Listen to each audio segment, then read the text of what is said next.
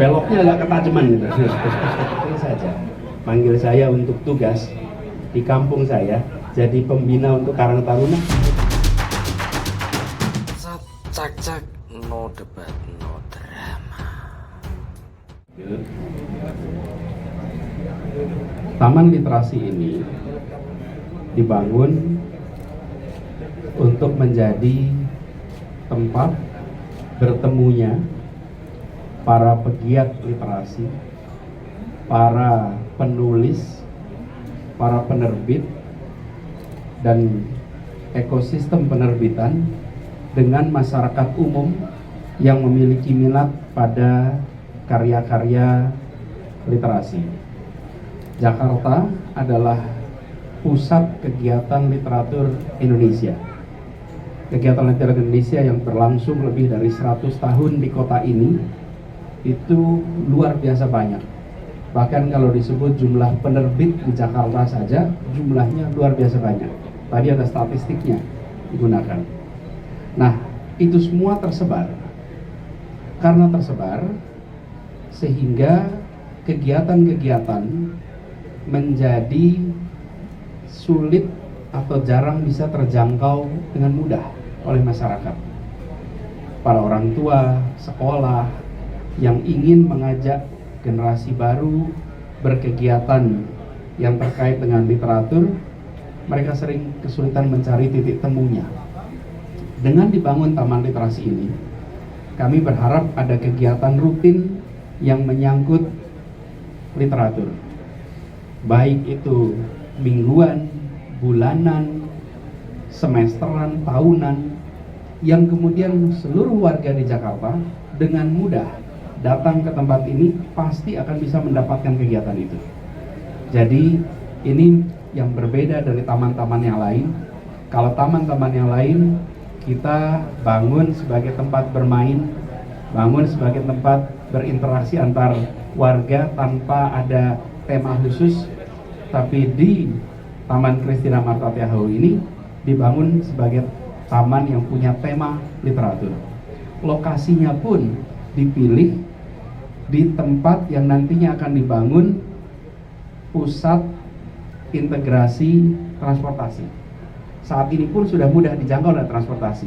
Di samping terminal Blok M, di samping stasiun MRT, yang harapannya warga Jakarta dari mana saja bisa menjangkau tempat ini dengan menggunakan kendaraan umum, otomatis biayanya murah.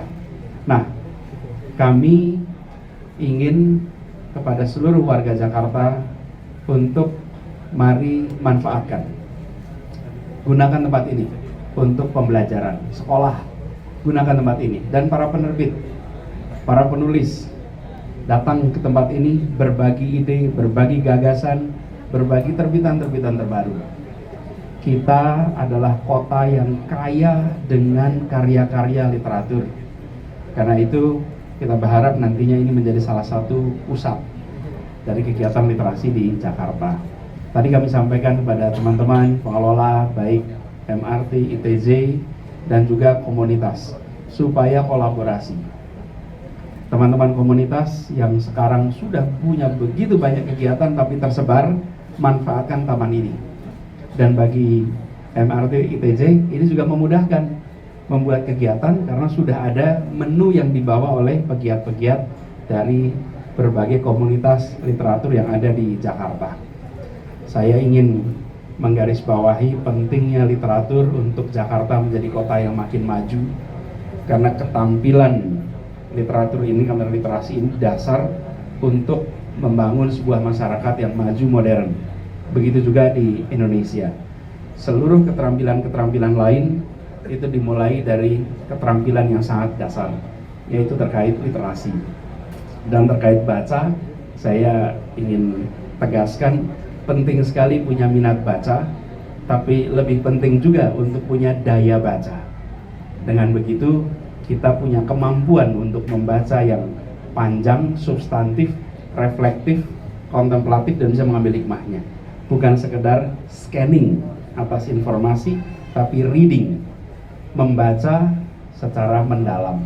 Nah, mudah-mudahan tempat ini akan bisa memfasilitasi tumbuhnya itu, sekaligus menegaskan bahwa Jakarta bukan saja pusat pemerintahan, bukan saja pusat perekonomian, bukan saja pusat perjumpaan lintas unsur yang ada di bangsa ini, tapi Jakarta juga menjadi salah satu pusat literasi Indonesia, dan bahkan Jakarta sudah masuk di dalam UNESCO Network of City of Literature, dan itu menggambarkan Jakarta bagian dari jejaring dunia.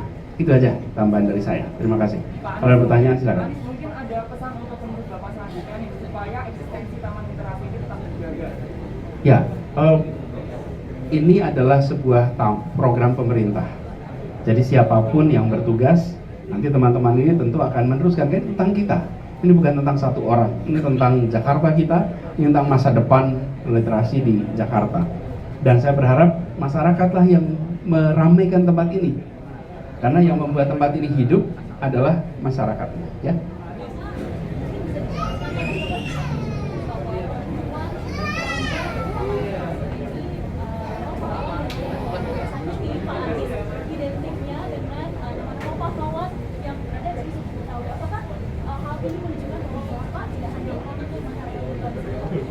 Masyarakat seluruh Indonesia dari masyarakat timur.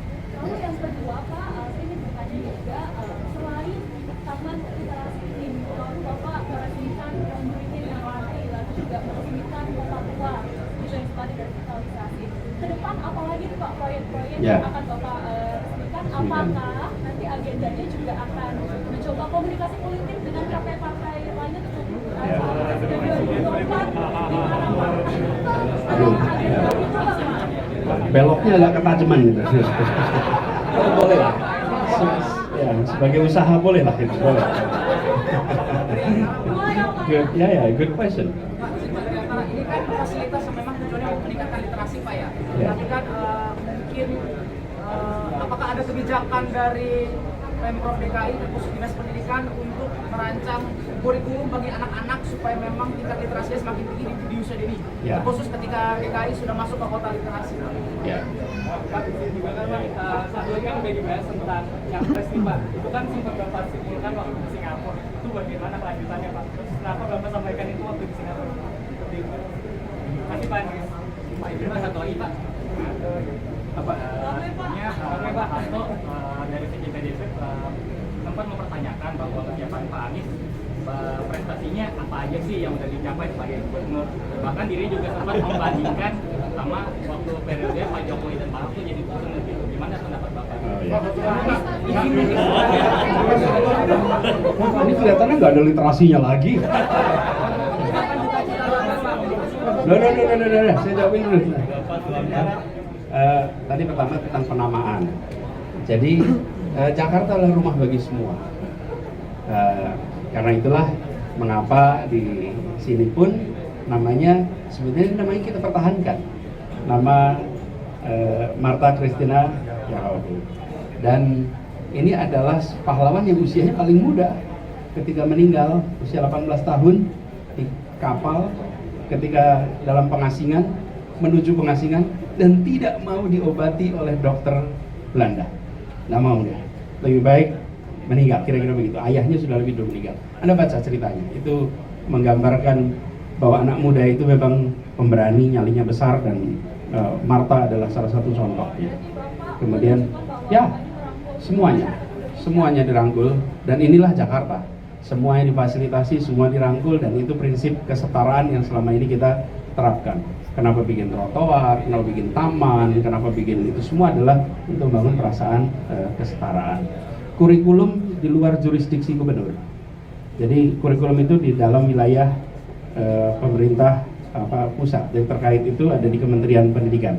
Dulu saya pertama ikut membuat itu, tapi kalau sekarang saya tidak boleh.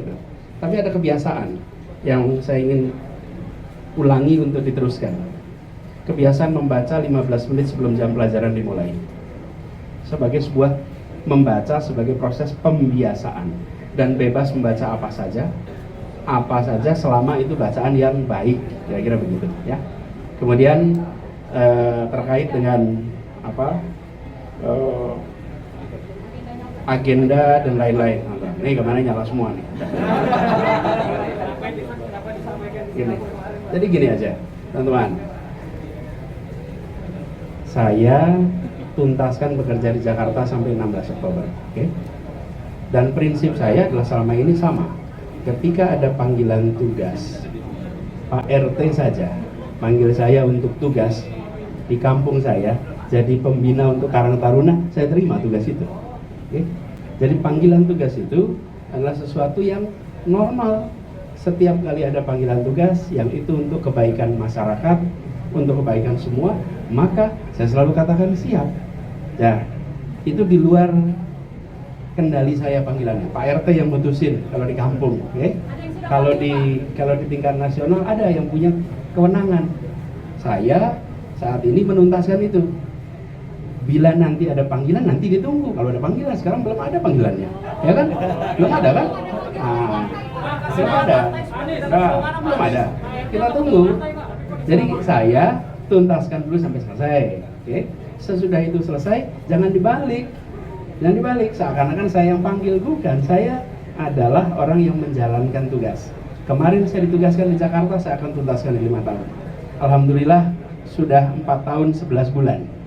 Tinggal 1 bulan lagi, persis nih dari bulan ini, ada tanggal ini. Nanti sesudah itu selesai, baru kita siapkan yang berikutnya. Jadi setahap demi setahap. Itu ya, cukup teman-teman. Terima kasih ya.